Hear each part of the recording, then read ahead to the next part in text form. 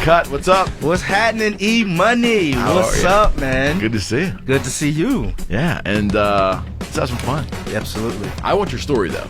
Yeah. I want your story. I want to talk a little bit today, too, about being an independent filmmaker in conjunction with music and all. You do it all. I do it all. Wear a couple hats, man. Just a few. In entertainment, it's multi-dimensional for you. It is. Yeah. And it has been for a very long time. That's right. That's right. What's your latest project? Well, right now, a year ago, I put out the last project. It was a mixtape. It was called Would You Like a Sample? So basically, I just took a lot of things that I was into, chopped it up off the MPC, right, put some beats behind it. That was my last project last year, but I focused more so on making visuals for it this time around, and just cultivating just good videos to put out, good content to back that project. But I think going forward, I'm kind of constructing my business just to more so, put out songs, but put it out with a visual. Yeah. So I think it has more of an impact that way. Do you think so? Music video has been around forever, going back to, I'll date myself now, but going back to MTV and the incarnation of MTV in the early 80s. I mean, obviously video has been matched up with music for quite a while. But would you also think maybe the visual's even more important today with the proliferation of like YouTube and social media and so forth? I mean, do you almost have to have a video or a visual component to music? Yeah, anymore, people's attention span, I don't think they just sit around and listen to music anymore. Just take that time to just sit there and listen to it like you might have even 20 years ago, 10 years ago. It's more so everybody's got, their phone in front of them. Mm-hmm. And, that's what the media content is just watching it on your phone. So you want to have something that is visibly appeasing to the people, Mm-hmm. It's an interesting point, because outside of really spending time in the car listening to music, I don't think a lot of humans that listen to music standalone anymore. I think it's a very good point. Yeah, in the car. They're doing something else. Or doing something else. And because think about it, like back in the day, you would have watched videos or maybe listened to some music on a desktop computer. Mm-hmm. And then that changed into a laptop computer. And then that changed into primarily the phone. So yeah, nobody's sitting around listening to music unless they're even playing it from the phone on a Bluetooth speaker. You know what I mean? So yeah, it's a good point too. And I want to talk a little bit with you too about marketing, and I'm sure we can interweave that in with your story as well too. But music's always been a very important thing for you, going way back to the little that I know of your story. Yeah. It has always been an extremely important ingredient into your life. Is that right? I think the main component, aside from my family, that's it. That music is another limb to me, and everybody knows that everybody that I've grown up with and my family, they know I do music. And it's always like, oh, what you still doing your rapping, and what's going on, what's new, but they always want to know, so I feel like I have to do it. Absolutely, it's in you. So where are you from? Where were you born? Man, I gotta just tell you the long story. I'll tell you. We have time, pal. The short version, and then we'll break it into the long version. I was a military brat. Right. My dad was Marine Corps. So I'll first of all say I was born in Pennsylvania, Abington, Pennsylvania, north of Philly. He was stationed out there, but really, all my family's from Memphis, Tennessee. They all come from Memphis. So we was in Pennsylvania for a very short while. Moved back to Memphis. Then we moved to Virginia. Then we moved to Okinawa, Japan. Okay. California, Missouri. Wow. I made my way to Jersey. And I made my way to, 28 years later, it came back full circle. I ended up back in Pennsylvania. How about that? And then everything in between, just chasing dreams. What's your earliest recollection of music? Like, when did it enter your life? How did you? Because oftentimes with musicians, I get the story. Man, I was singing coming out of the womb. I get it, but is there a moment that you remember as a child hearing something or being introduced to some particular artist, which is like, holy shit, what is this? Yeah, well, all of those things, man. Like, to first come across music, I was just a youngster, dude. Like, my dad played bass guitar. My grandfather was in a band in Memphis, the Hollywood All Stars.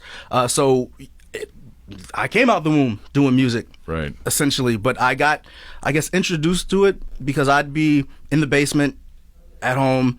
My dad have his guitar around, he was a trumpet player when he was in high school, so he'd have old trumpet around, and he had this little keyboard that I used to just tinker around with. So I feel like that was my introduction to music, probably around like 6 or 7 years old. Right. But as far as like it being something that I, enjoyed listening to, that would have to be when I was in Okinawa, Japan.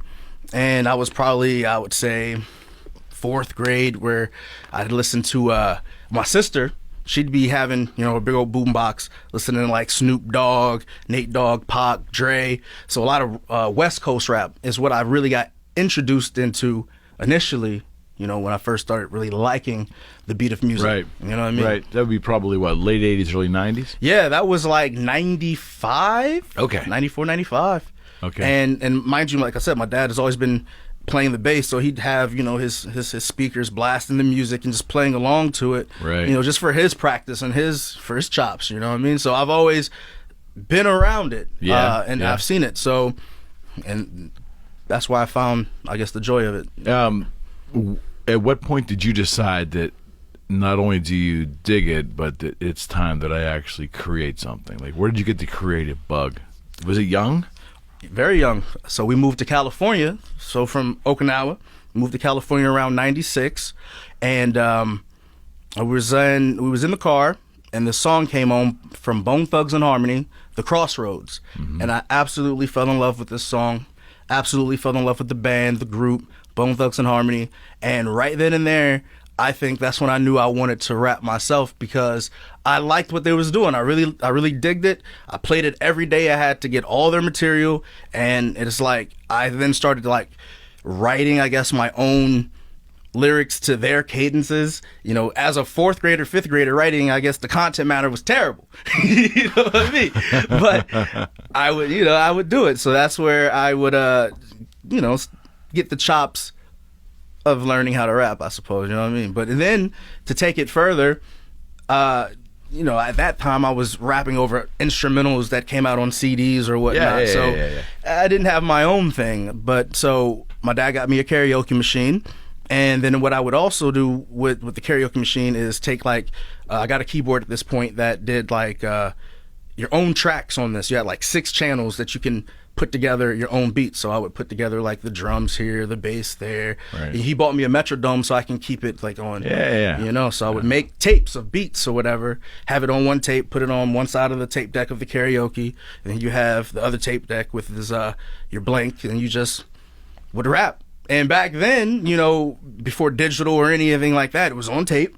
So you have to come with it with one take from top to bottom, the hook, the chorus. It's easier nowadays. You know what I mean? And then I got crafty, take that one mix or that one track with the beat and the vocal, take that tape, put it back in there, and then do overdubs, for hooks and ad libs, and put it on that tape. So you had some hissing quality a little bit, but at the same time I figured it out how to do it, so that's why I started recording my own tapes. So it started very organically for you. I mean,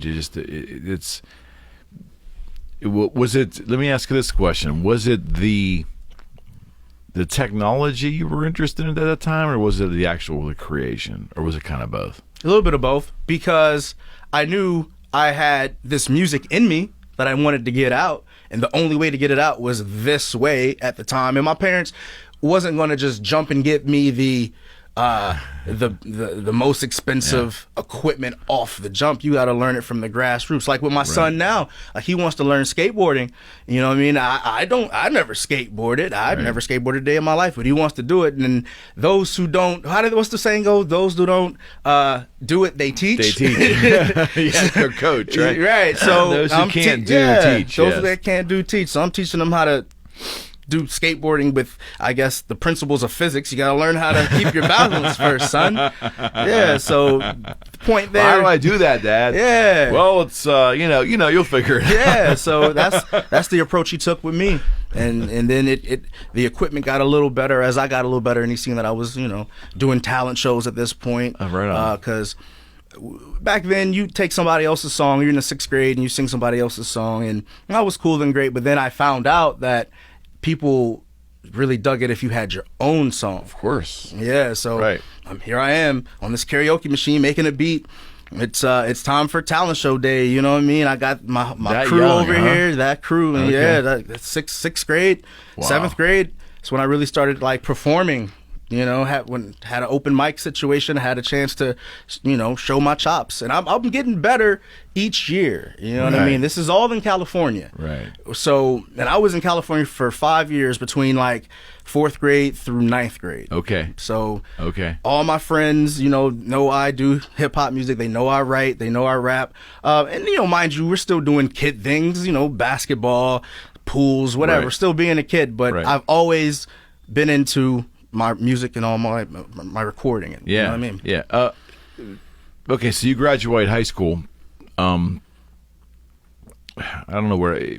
I wanted to ask you, I'm really fascinated about the technology part of it, because you've watched the entire technology of recording and what was available to you. And I'm sure it got easier, right? I mean, it did, but I had to go through the trenches. You know what I mean? So as far as the equipment I've used, like, it started off with the karaoke machine. Then my dad got me a 4-track tape recorder, 4 channels, Tascam.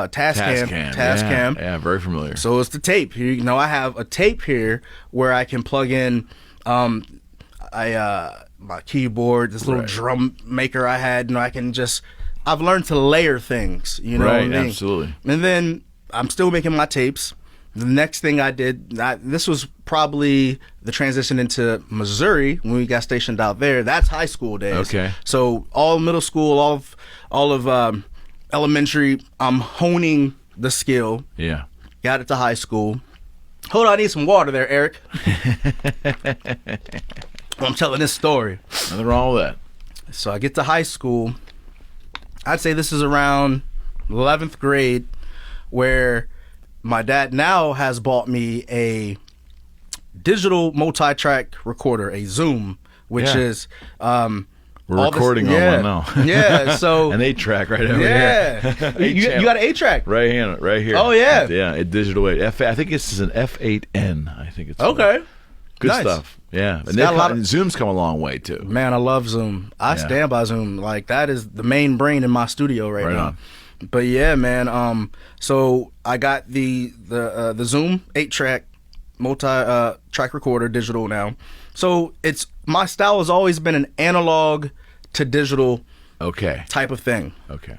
Where I'm plugging in the hardware of a keyboard, of a drum machine, of a synthesizer, putting it into the brain right there. Got it. So that's where in high school I started to learn to do that, and then we're burning it to CDs. CDs now at this point gone. Well, now they're gone, but back then that's what it was, and it was kind of in the bridge of where you got CD burners and everything like that, you know. So I'm making my own CD at this point. Yeah, you know, and that was a slow process. Remember burning those things? Because I think that was a different kind of wave file, and it had to be rendered and all that. It was. In my life, I couldn't tell you how many CDs I've burned, touched, whatever. CDs. That's my realm of things there. Yeah. Yeah. So we're in high school, just doing regular high school stuff, and you know, there were some other rappers. Another rapper in particular, Prentice Funches. He went by Presto at the time.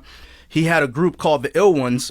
They put out this song called "Sweeter Than Syrup," and people in high school had their CD and they're listening to this song, and it was a catchy song. You girl, you know you sweeter than syrup. I still remember this song, and I'm watching how everybody is digging this record.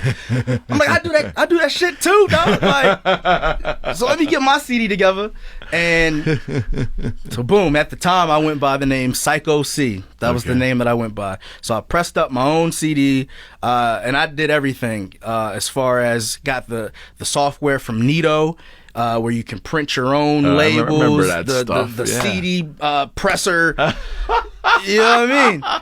I remember that stuff. That's what I did. I made a package. Boom. Shrink wrap with your mom's hair dryer. Yeah. Hit the block with it. $5 a pop, and I decided to sell it at that point. Right. I made my own beats. Check you out. From right then and there, I became my own business. How about that? So in school, high school, I'm sitting here selling CDs in the hallway. People are coming up to me, selling to buy my CD. I had a job at this it's called the commissaries on base at the military base, right.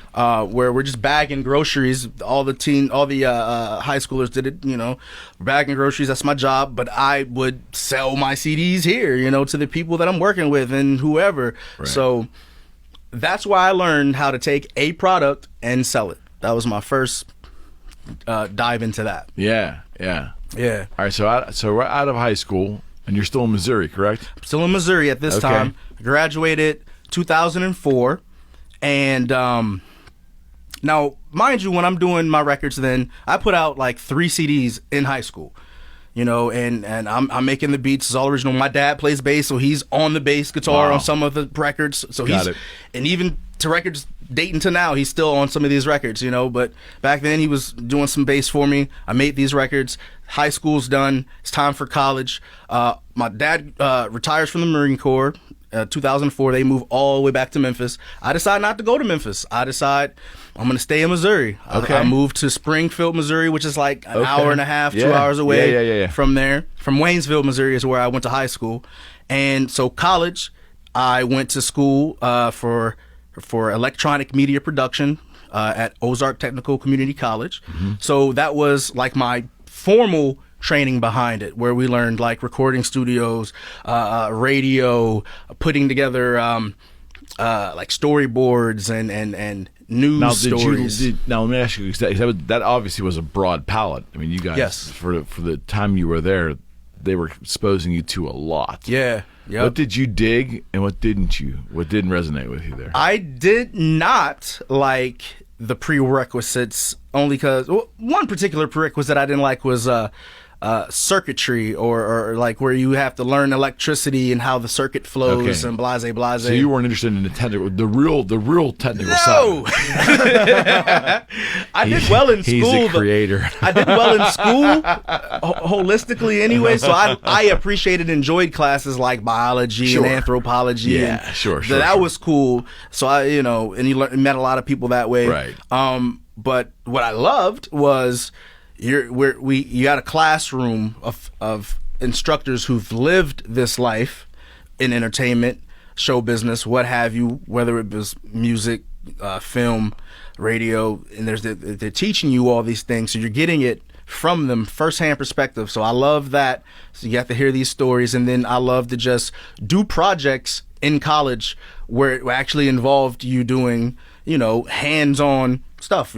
Okay, it's time to do a project with audio recording, so we need somebody to record. Got it. I rap, so let's do it. You know what I mean? Or with the film side of things, because I've always had a camera, so I had a time to now just hone in on transitions and establishing shots and angles and you know what I mean, stuff like that. Was this your first quote unquote formal introduction to filmography? Yes, first formal, because I've always had been doing it, but I've always now I have the technical teaching behind it. Yeah, but what you were probably playing around with, as a side, the technology was probably lacking compared to anything close to what we're having today, when I finally got to you're using VHS tape. Yeah, at that time it was state of the art. You got VHS tape. Yeah.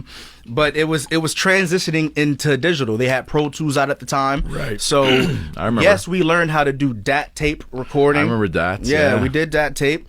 But then you learned how to do the Pro Tools side of things. But we used that more so for our radio production, like learning to put your vocals down and layer it with a bed of music and the segue. There's a whole art to that stuff that the average person just we take it for granted when we hear the radio. Yeah. And all of that presentation, whether it's a commercial, whether it's a bumper music in and out, whether it's an introduction to a show, all that is like calculated and like processed and produced. Yeah. And we take that for granted. Yeah, like everybody can't do this well. And what you've I'm learned. aware. You do pretty well, though. Before I even continue, though, I'm man. learning. First of all, before I continue, look at this room, bro. Thank you. You know what I mean? Like, you're very established, and I can tell, like, you're comfortable with what you do. You do it well. Well, I'm getting there. Thank you. All Your show props to 111 today, my friend. 111. I'm gonna play the lotto. 111, baby. Because I'm feeling lucky like that, man. There you go. You know what I mean? There you go. Yeah. It's but to your point, when we decided to do this crazy idea cut, it was and it's probably you can relate to this. We got advice from everybody. Most people said, "What the hell are you doing? Are you crazy?" Yeah. But those that we sought out technical advice, and it was so remedial to them, like, "Oh yeah, you buy these the SB7 microphones, and you get a Zoom recorder, and you link them up, and you get a cloud lifter." And I had no freaking idea. Yeah. But you have to learn. But I had to learn. Yeah. I had to go to YouTube. I had to buy a course and spend a month learning audio. And you want to know the thing about audio? It's crazy. The first thing that my instructor said when recording audio, and when he means audio, he means like a finished product song, let's say. Right. It's all about the microphone. If your microphone is not good, the rest of the record is shit. Yeah, you can have it's rubbish. A tight song, you can be speaking the gospel, but it doesn't come across well when it's not even like but just like muffled or some hissing, no good quality mic, and then nobody cares about whatever it is you're talking about because you're like, I can't get past that. It does start with the mic, and it was funny too because I was putting a budget together for the show, and I was familiar with Shure 57s. Because I'd use them for guitars and things. Mm-hmm. And my buddy goes, "You could use those for vocals, and it's $99." And then I started talking to some other people, and they said, "Look, you can, but if you really want to capture a vocal, you need to. What are the pros using? Yeah. So sometimes would you not agree that sometimes it is best to bite the bullet and spend the appropriate money?" Absolutely. Yeah, and that's what we did here for the entire studio. And it's not always. I mean, everybody wants to save $1 or $2. Yeah. But I think garbage in, garbage out, right? If it's originating here and it's not great, it's not going to come out the other side great. You're totally right. Is that right? You're totally right.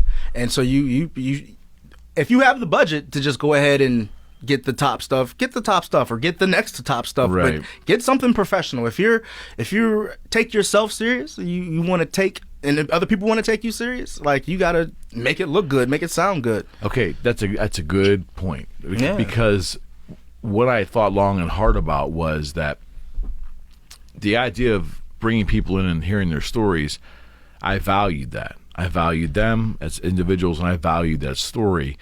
Shame on me if I don't record it appropriately. Right. Does that make any sense? That's where maybe what we do sometimes is a little bit in excess in terms of professionalism, but why would I, if I really am that interested and I really am that thankful for my guests being here, why would I shortchange them? Yep. Does that make any sense? So you're doing the same thing with your audience to a degree when you're producing. Yeah. You want your best output to be. Why would you shortchange yourself? Yeah, you're totally right about that, man. Anyways, we got off on a tangent there. but equipment, and you were introduced to all this equipment too. So oftentimes I will hear from people who go to recording or engineering schools from recording engineering that they get very spoiled because the equipment at the time that the school is using is usually pretty high end. Yeah. And that's true. And they sometimes can't replicate that immediately coming out of school based on budget. Yeah. But you got to try your best. Yeah, and if you have art that you need to put out, you got to do whatever that you need to do with the resources that you have to just go ahead and do it. So like I said, I was in high school or college at this point, and I got a couple of whistles and bells. I had a part-time job, so I'm getting some tax money back now. So I'm able to then go to like Guitar Center and get a new piece of equipment here, or and every time that I got a new piece of equipment and you apply it to the music, it brought it that much better. It sounded that much better. I'm like, okay, so my craft started to sound better as I'm progressing. So people who have listened to me all this time, they've seen it or heard it from the dirt to what it is now, and they've heard the better recordings and as I got better equipment. But yeah, I'm in college at this point, and college was a very good forum for a lot of the people that I met that I still network with today. I was able to Well, I guess I'm kind of moving ahead right now, because when I was in college, I ran into some old high school buddies that I knew, a guy named Jesse Kolb, that was rapping back then, that I had no idea was rapping, but I met him again in Springfield, Missouri. Because a lot of people just moved, after they graduated, didn't go very far. They went to Springfield, absolutely. Yeah, so I ran into this guy, yeah, and, we reconnected, and we're doing music. He's coming over to the house, and we're doing music, and we're just, messing around with it. He knows a couple of people. I know a couple of people still. So we're just, putting together these little songs at this point, just tinkering around. But I'm going to college at the same time, going to college, doing my side gig at that time it was, had a couple. Incredible Pizza, which was like I was at the salad bar, little college jobs. Sure. I had another Absolutely. job at the, what is it called? I forget what the name of it. It was telemarketing, though, where I'm selling you, vacation package to Branson, Missouri. We get into that later. But here I am in college, making songs, as a hobby. But I know how to, put together the CD and, put it out. But I haven't got to that point yet, just in this new environment of where I'm at, because it takes me a little bit to settle to a new environment where, I'm a military brat. I moved around a bunch, so this is another stop for me. It's just time to get acclimated to where I'm at. So I'm going to school, doing my job thing, hanging out, and I'm getting new equipment as taxes come around, and we figure out that, all right, man, here's the formula that I used to do back in the day. Let's put it together and do the same thing. We beat the street, So at college, I had a forum to just, pitch my product, pass it out for free at this point. Well, you had to. There was no social media then, right? Yeah, there was no social media at that point. There was really nothing. Maybe MySpace. So I wasn't. Yeah, so we weren't into social media. Yeah, so college I used as my platform of promoting myself. Right. So self-promotion. Yeah, totally ruthless self-promotion, because I had and no problem with telling you, hey, yo, I do music. This is my CD. Boop, boop, boop, boop. So I learned early how to just get in your face and promote myself, So and that was college. That was college days. I graduated college, stayed in Missouri because at this point I wanted to cultivate my audience there. I felt like we had an opportunity here to hit this pavement and make a name for ourselves. Okay. And this would have been, early 2000s? This was 2005, 2006 at this point, because it was his 2-year associate's degree, and I graduated. That was 2006. So we had a collection of songs. That's MySpace era. Yeah, see? So it was MySpace era. Yeah, it was. And, so we finally put together this team of artists, and we decided to just hit the street, man. It started with my partner JL. He went by JL. Jesse, he went by JL. We put his CD together first, and I did all the beats for it. And he came over, and we put together this beautiful piece of art, and we beat the street, sold it at like $10 a pop. Now let me say about my man JL, his hustle and drive is unmatched. Like, I've only met a few people who was on the same type of wave as me, trying to just get it, and he was that guy. So we made a great team. Got it. So we hit the street with this product, and what we would do then is go to other people's shows, like name acts that would come in. Wherever there was a gathering, clubs, whatever, and we just go out there and just sell the CDs. Springfield, Missouri. That's as organic as you can get. Yeah, man. I mean that's, and I think that artists are still doing that. And people are still. I don't know if you're still doing it. People are still pressing CDs. They're pressing. I'm seeing occasionally you'll see a jump drive with MP3s on there. I mean, there's still that. I don't know. I mean, we can talk about that a little further on, but I want to talk about where we're losing something. I think with just having digital only expression. Yeah. The CD was a tangible thing, right? You had artwork with it, the whole thing. Yep. So, again, I'm dating myself, but as an appreciator of music for decades, when I was young, it was albums, then it was CDs, but there was always liner notes and visuals. There was that other thing going on there. Yep. And I think our kids today, 20 and younger, that grew up purely in the digital era and consume all of their content purely digital are missing something. Yeah, because when you had CDs, they would say put it to your CD collection. So it was a collection. You know, it was our comic books, you know, that we had. Good analogy. Yeah, so we felt like whatever artist that you like, Bone Thugs and Harmony, you know, that I liked, I had all their products, and it was cool to just see all these stacked CDs, and we our generation appreciated a CD. There were CD players in there. I liked it when it went from tape to CD. It was way easier. You know what I mean? Oh, it was cleaner. It was definitely sounded better. Yeah, sounded way better. So digitally now, when you have a song, we've made it. The industry has made it so that people feel like they don't have to pay for music. You know what I mean? So they don't really hold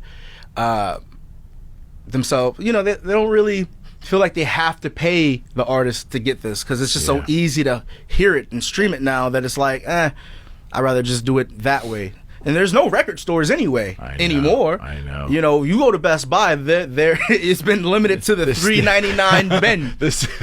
The CD section, which, and I'm telling you, you've been around long enough to also see the degradation of the media center in all retail stores, whether it's Walmart or whether it's Best Buy. It used to be Coconuts, and there used to be Sam Goody, CD Warehouse. These were stores that were built upon the consumption of recorded material. Yep. And then, of course, you had your mom and pop stores in between that, you know, sold records. So, because there's no form for a fan to read who contributed, to read lyrics, to see who engineered, who was contributing in some way to the effort of this recording artist, because there was liner notes on CDs, liner notes on tapes, liner notes on records. Because that's no longer a thing, do you think it's hurt the industry? Because I would imagine, just hear me out, I would imagine like in the 70s and the 80s and the 90s, I would imagine that if you were contributing in some way to an act, that it was kind of a special thing to have your name included on the thanks or listed as a member of the recording process or a contributor to a song. And it was visual to the public. The public could see Cut Jones co-wrote this song, or Cut Jones was special thanked on this CD. Now they just get the music. That's it. So the whole kind of, I don't know if I can't grasp the right word, the specialness of being involved in the process is not recognized. There's no vehicle for it to be recognized by the public. The magic behind it, it's not visible to the public, though. No, I mean, anymore, if you're going to get any of those type of liner notes or any type of that accreditation, it'll be in the YouTube description section, where it just has a bunch of handles now at this point, or like it's not on the liner notes, because you're not buying the physical product. You got to be a special, I guess, what's the word? I can't think of the word right now, but you have to be a fan of just liking the music in order to just buy it at Absolutely. This point, So, okay, so you've been an artist long enough to know. Let's just talk strictly on the audio portion, your audio career, and the work that you've done in audio recording. Besides, not having that glossy, tangible thing to hold, the music fan is also, I think, suffering in some degree too, because doing a full album is not a priority for anybody anymore, because it's too much work, probably too costly, and the payback's not there. Is that right? Yeah, from a record label perspective, it doesn't cost any money. It doesn't benefit them to put out the time and resources and the money behind putting out a whole project, where now we're just trying to get the short streams or the fast streams right now. So if you're going to get any money, well, first of all, there's no money in the record sale anyway. Right. There's just more money in streaming it, getting the attention, and then we're going to try to put you with other sponsors or other brands to sell your image, to sell, so that's not even necessarily selling the song anymore, because not to mention the album, the song on the album, you're not selling the album, right? So it's just the song. So yeah, It's changed. It's definitely changed. I would say it's not changed for the better. It definitely hasn't changed for the better for the artist. Now, you can take the top 3% of artists that are making the mega money. Yeah. And they were always there making mega money. I just think there was a potential for a recording artist to make a career out of it based upon their output. I think there was a better chance for more artists to make a career out of it back when, back when record companies would take a chance on an artist and see if they can, I guess for lack of a better phrase, exploit their work by making it popular. Yeah. But it depends. Invest in their work, excuse me. But then the music business depends what perspective you're looking at it. Are you looking at it from the label's perspective as business, or you're looking at it from the artist's perspective as the person who's making the art, and I'm trying to make some money off this art, but I got to use this machine called the label to get,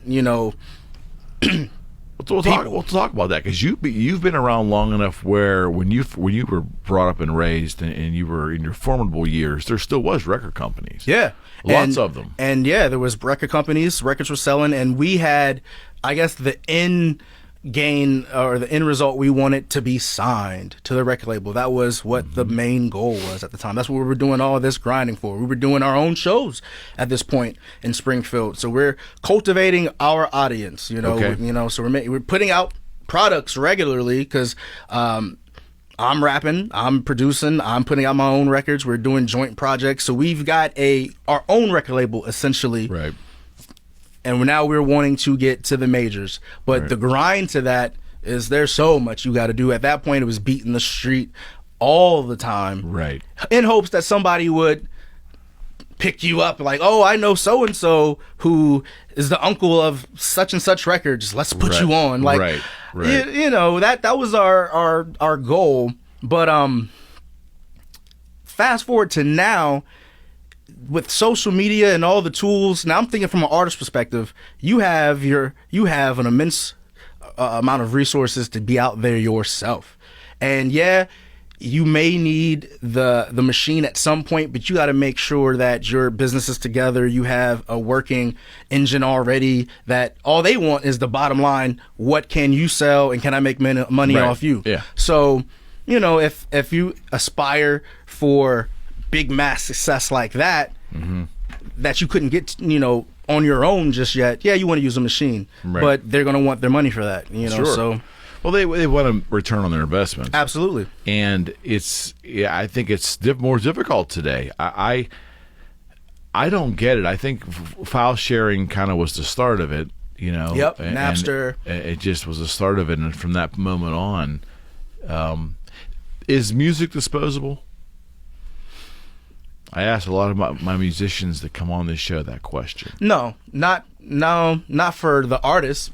It's kind of like Sonic the Hedgehog, his bag of rings, or Mario, his bag of coins. This is our little bag of art that we are showing you, and we hold it near and dear to our heart. So every time that we put it out, we want to bring it out with grandeur. We want you to like it, So everything we put out, is not disposable to us. To the fan, it might be. To the consumer, because they don't even, they can play it, the whole song, and like it, or they can play half of the song, don't like it. It's disposable to them because they got so many other things that they're doing. So this is entertainment business at the end of the day. So I'm trying to entertain you. Yeah. I'm trying to, hey, look at me. Yeah. So disposable for them, not so much for myself. Not so much for the artist, but the public may view it that way, in the way they use the music. In the way they use the music, maybe. I mean? But hopefully you got fans that appreciate your music, so it's not disposable to them at that point. No, yeah, and the word disposable is harsh. I get that, but the reason I use that word, it's because I've had artists on here who have had rather successful careers in the 70s, 80s, and 90s, where they would get signed by a record label and then go tour to support the record sale. Mm-hmm. So the idea of going out on a tour was that people would see you and learn about you to buy more records. Yep. It's completely reversed now. Yeah, because it's almost like you go on tour with the record to push yourself you're selling your merch, while Right. you're on tour or whatnot, I'd imagine. But you're trying to sell yourself each time, every show that you go to, every new person you meet. So Yeah. disposable, I can get the concept of what you mean by disposable, where from the business of music, where, all right, well, we got to get to the next thing. If this is not hitting, we're gonna move to the next. Yeah. Or you got to put out enough content anyway for free Right. that they just know you and just want to get to know what your music is, and then maybe if they like you, then they can buy something from you. Okay. So it's disposable in that regard, where you have to put out a lot of shit first, Yeah, just to even catch the interest. So there's a lot to it, man. And at the end of the day, your music better be dope, because if it ain't dope, it ain't moving no way. Got it. No, I get that. So at what point did you always dabble with film along with the creation of audio to marry up projects, or was there some point where you said, look, I'm going to make some film shorts that I really want to get creative on? Because I've watched a couple of your most recent film. Yeah. I'm going to call them shorts only because they're short films. Yeah. And that seems almost like a standalone project for you, separate from the audio. And there's a reason for that, because when I release a song, the song is cool. I like the song. People like the song. But when you have the visual behind it, Tell the story. It tells the story. So people like that sort of thing. So Okay. I like videos. I like short films. I like trying to make movies. I want to do all this, so I might as well just do it all in one thing. And, try to make a story, make a short story, make a storyline behind it, behind the music, in front of the music, on this visual. So I try to do it all on one thing now. You know what I mean? Okay. So you've had a couple, at least over the past couple of years, you've had two that I'm aware of. They had to be rather involved, these film projects. Yeah. So I guess my point is, are you finding more satisfaction in film than you are audio now, or is it just you just create what's in you? I create what's in me, because I've wore a lot of hats for a long time. When I was when we was out there beating the street under the rap group DHC, that was the group in Springfield. Like, I wore a lot of hats at that time as like the visionary for the group, like, putting together all of our shows and calling the light man, calling the sound guy, calling the record store to try to get stuff on consignment. Like, so all the while I'm still like filming everything. So that was my passion, just to film it and document all these things. Okay. Because later on I was able to put all that in a documentary. Because if photographers or people who take video, they've always just got a mass amount of just footage that they're going to use later at some point anyway. Absolutely. So I've always just kept that in mind. So I do that to this day. So I do all these hats, I wear all these hats just to put it all together. I do a lot of things. So, and to I'm sure you're going to edit this. I'm not editing anything. I'm not editing. My mind is anything. everywhere, Eric. I'm man. not editing I got a platform anything. now to finally. Cut Jones is in the building with E-Money. I feel right. good. I got a My handle. mind is I'm everywhere. E-Money. I got a handle. Yeah, man. So I know you're into the Oakland A's a lot, by the way. So I am. Yes, I am. meant to bring an Oakland A's hat and rock it. The time restraints. I'm not even wearing one today. I Go know, we're figure. rocking What's the the odds baldies. of that? What's the odds of that? So I would have been the only one rocking your thing. That would have been reversed. Yeah, that would have been really weird. So the thought's gonna have to count on this. I planned on it. I just Fair enough. Fair scheduling enough. constraints, and then the lids is shut, closed. I couldn't get Everything's closed. Yeah, so we're coming out of this pandemic. Yeah, We're man. coming So. out of it. Well, But thank you for having me on this platform, nonetheless. No, I'm glad there's you're so here. much that I just, I'm glad you're here. And I want the conversation to be spontaneous because I love creators, people that create, because I think I have that in me. It may not be purely music. I'm around that stuff with instruments. I was around it. I'm not a filmmaker. I love the concept of a documentary. Yeah. But I'm into people's stories, and I love it. And that's why there's a lot of creators that we have on this show, because I find that part of those people that think on that side of the brain are fascinating to me. Yeah. You know? It's cool, man. Like, there's nothing like being an artist is nothing like being a creator, man. We're a different type of person. We think different, you know. Do you still like collaboration? You still doing collaboration? When I can, you know, I love to take somebody else's art that they're doing, their talent, and utilize it so we can and both come up with a project, you know. Okay. Like my brother-in-law, he plays bass guitar, he does beats. He's been in a lot of my recent projects when I moved to Jersey, and you know, and was beating the street out there. So he does a lot of work, and I've incorporate that. You do videos, and I'm gonna see what you can do. Let's put it together. You know what I mean? Yeah. Eric, I know you play guitar. I'm waiting for our collaboration. Yeah, I'll be seeing you. Yeah. That may happen. Yeah, you know what I mean? That So may that's happen. all it is. That You may just happen. that's what networking is, man. That's Yeah, the no importance of question. networking. Well, and I think that's the importance of networking in any field. But you know, you're speaking specifically about, you know, recording artists and film folk. Nowhere is it more important than there, right? Because you literally need a team to get the job done. Yeah.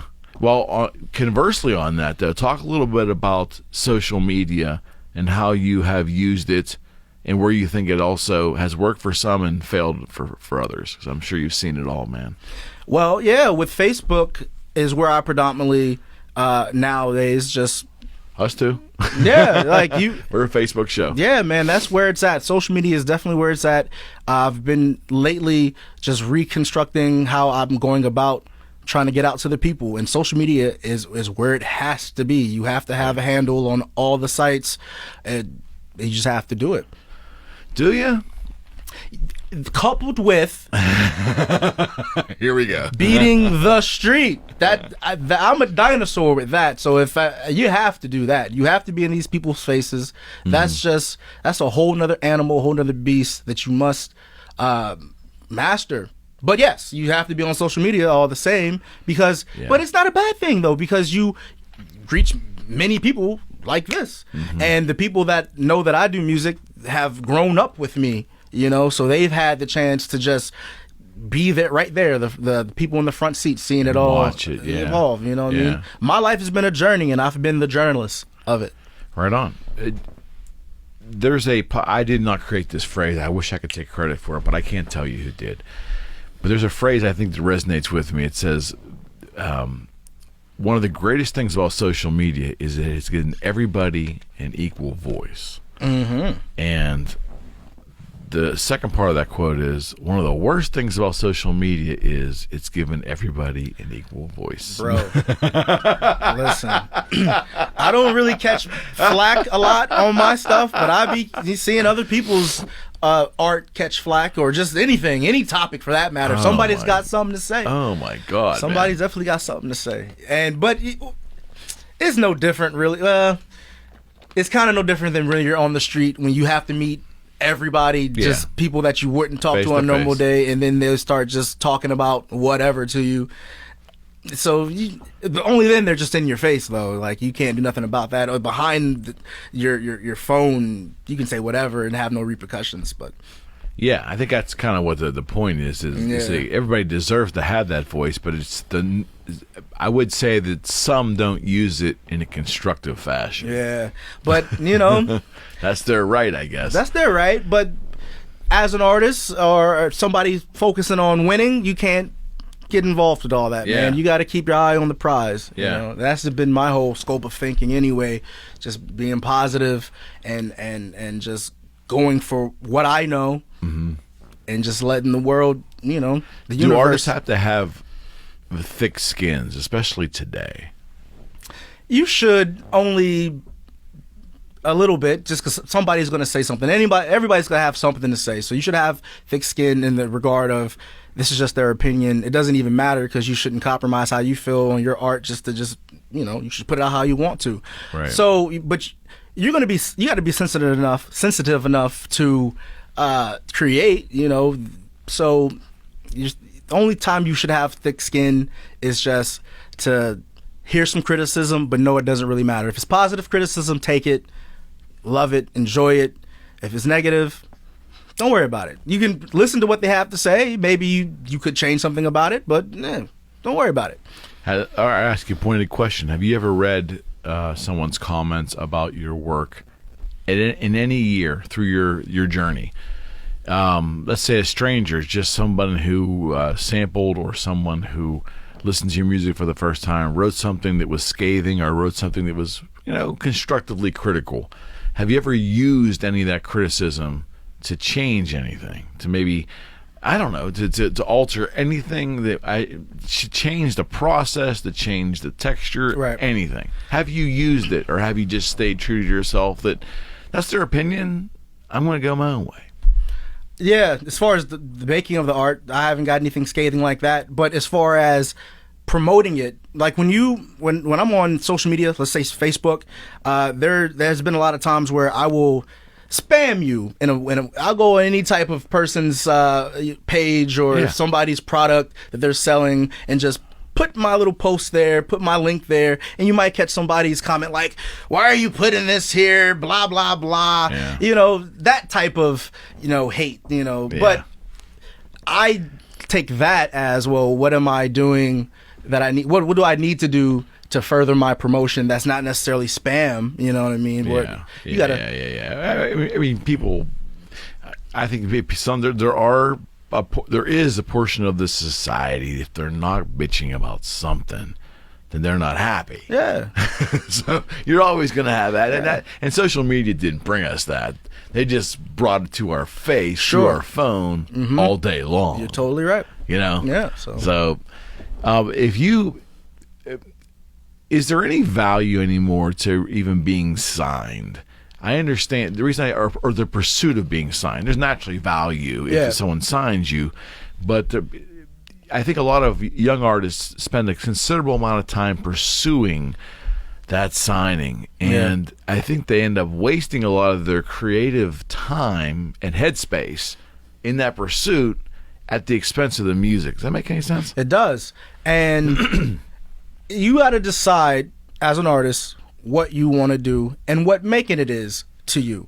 So if you want to pursue being signed, because you have mega stars and it gives off the illusion maybe that they are in this big world of glamour, but that all that money, all that costs money, you know what I mean? So if you're making that money, first of all, and you buy these big expensive house, I'm sure the mortgage on that is ridiculous. So you got to know how to keep your money coming in as an artist.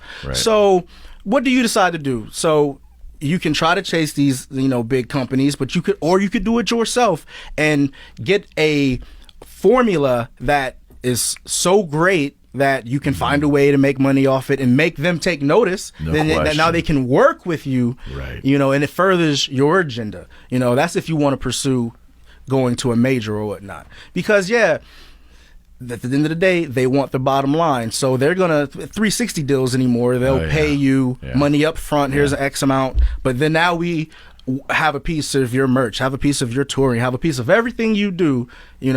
Because we're going to make our money back. And what did you gain? Yeah, you got, I guess, something up front, the platform from the machine. But are you necessarily happy there? No. Well, they kind of own your creative output. Yep. Or a portion of it, anyway. Yeah. So what you have to do, I think, as an artist, is do it yourself as much as you can.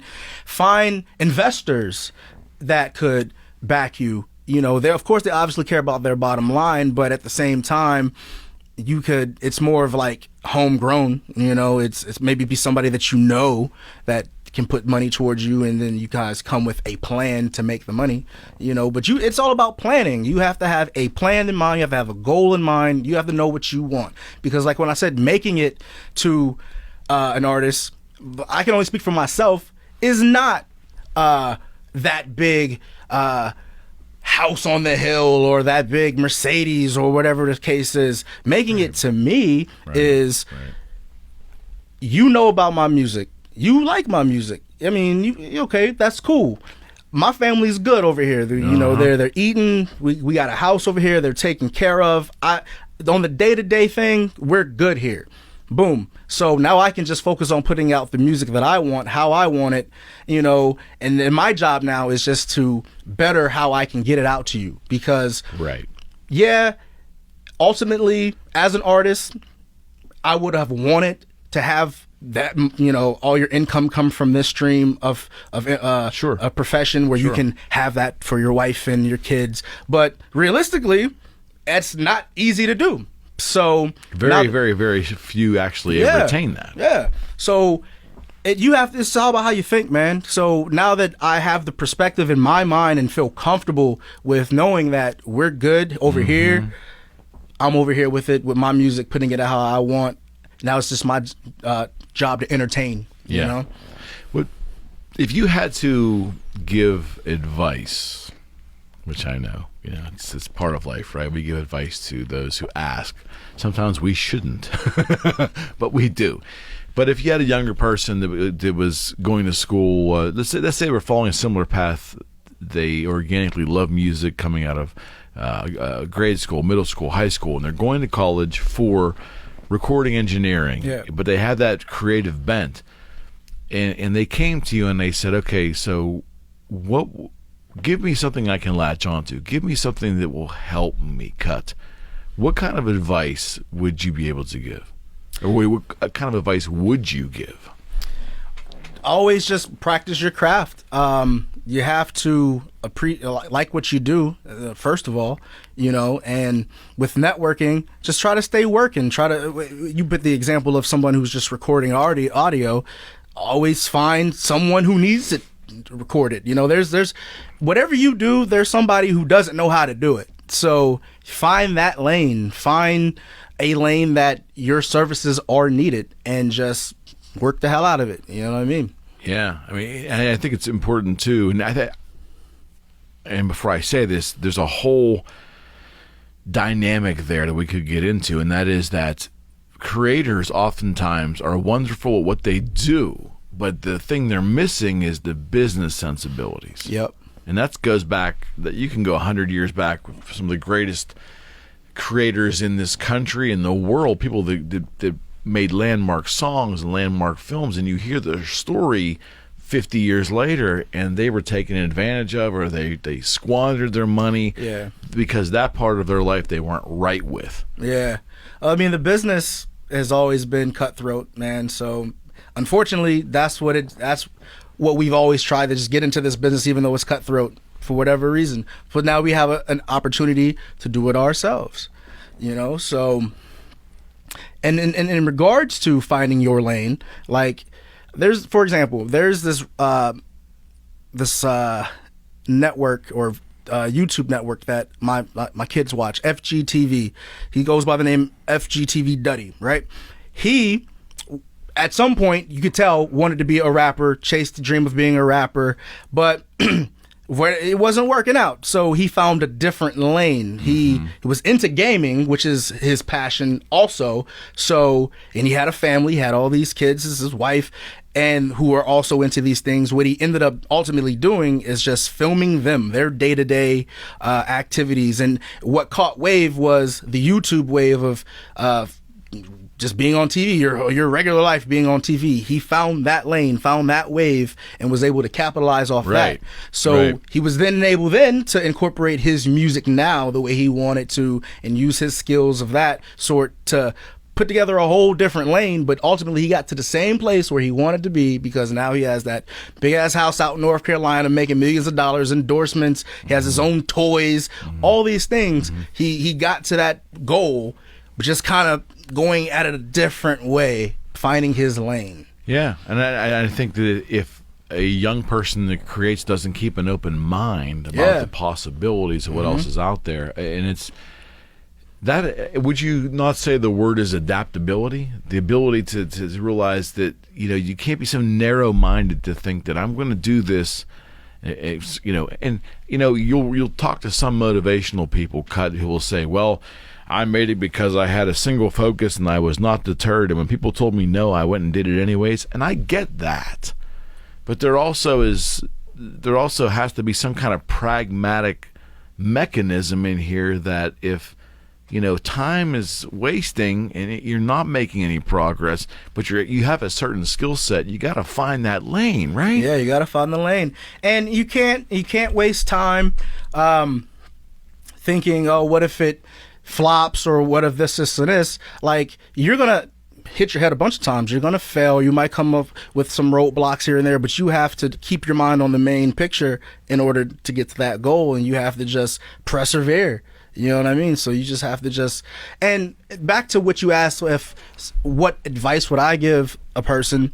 I would tell them to just learn as much as you can anyway, just with the frame of reference that you could learn just from picking up books and the people you would come across, and then you can talk to people and learn what they got going on, and then see how you can apply it to your life to better what you need to do. You know what I mean? But as far as, like I said, with the books, there's books that I've read that kind of scoped my day-to-day life anyway, like that music is a big part of it, but how I think now, you play that with the music. Absolutely. You know, so books like that I'm making mention of would be like the Celestine Prophecy, the Alchemist, Think and Grow Rich, Napoleon Hill. Rich Dad, Poor Dad. Yep. All these books, and what other books I had that I've read? Excuse Me, Your Life is Waiting, Don't Sweat the Small Stuff. Like the whole common theme, honestly, is like a new wave of thinking with your positivity, and the energy has to just be at a higher, frequency that you navigate different. You know what I mean? The way you look at things. I think it's we had Jim Shorkey on, the car guru here in Southwestern PA, and he's retired, and he's really concentrating on trying to help people do critical thinking. I think the society is just not doing a lot of critical thinking anymore. And his whole thing is, his program is results from thinking. And we had a discussion about Napoleon Hill, and the recurring theme is all the answers, I think, are in here. Yeah. You can do anything, right? You just gotta put a plan together. And I know this is going to sound harsh, but I really believe, and I've believed for many years, that as humans, we have all these creature comforts, and life's kind of, it's kind of easy in a way. Jobs aren't always what we like, but the point is, we have creature comforts to make life so easy. And I think that we've become like lazy, not just physically, but like mentally. Like we just don't do, there's so much we could do. The potential is incredible. Yep. But what it takes is just each one to teach one, man. Like, if you think like that, it's just your job to tell the next person that, so they can try to think like that, because at the end of the day, we're all connected. Absolutely. And these books that I've learned, it's crazy the way how I think things. Like you learn that things are connected. There's no coincidences. Right. It's just every person you meet, there's a message that they have for you. You just have to take it and then apply it, whether it's negative or not. That's some of the principles they teach. Like the book, what book was that? Don't Sweat the Small Stuff kind of just takes like the Buddhist principle of where even when bad things happen to you, you have the choice of how you let it affect you. You have to choose how this is going to make you feel. Right. Because at the end of the day, it's all about how you feel. The thought, your state, the feeling, all has to be in sync. It gets deep, dude. Yeah, I get it. I'm right there. I'm right there, and for you, the field that you're in is so competitive. Yeah. This field, and you're right. I love what you said earlier about having your family life and having all that taken care of. Yeah. Having them taken care of, so you can pursue this not on the side, but as an important part of your life. Yep. But your family's well-being is not hanging from that. Right. Because I can relate in this entire project. For me, it's an important part of my life, but but my family's well-being and my day-to-day functionality is not attached to this. Right. And because of how I'm running things now, it's comfortable and it's fun now that my family is all involved in the things that I do. My son, absolutely, he's rapping now, he's beatboxing, he's dancing. So he picked that up, I feel, even at a younger age than I did. Right. So it's my job now to at least continue what I've been doing, just to show him you got this too, kid. Yeah. You can do this too, and I'm gonna help you. I'm gonna tell you everything I know. Right. And so you can take it that much further than I did with my pops and my granddad. You know what I mean? So Just kind of like it's just being there for the next generation, and naturally you want to do that first and foremost with your own children if you have your own children. But there's a I guess what you're saying is to be a conduit. If I feel that the human potential for everybody is off the charts, we're just not acting on it, then I need to keep, you're saying I need to keep stating that message, hoping that someone, even if one person hears it, Yeah. and they make a little more out of their life because of hearing something like that. Yeah.